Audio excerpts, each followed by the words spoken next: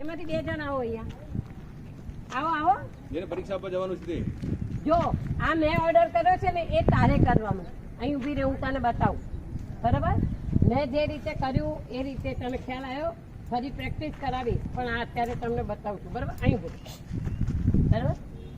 તું ત્યાં જતી રહે ધ્વજપોલની પાછળ 2 કદમ દૂર ત્યાંથી 2 કદમ દૂર બરાબર હા ત્યાં ઊભી રહે આ સેકન્ડ લીડર પેલો ફર્સ્ટ લીડર ખ્યાલ આવ્યો પાછળ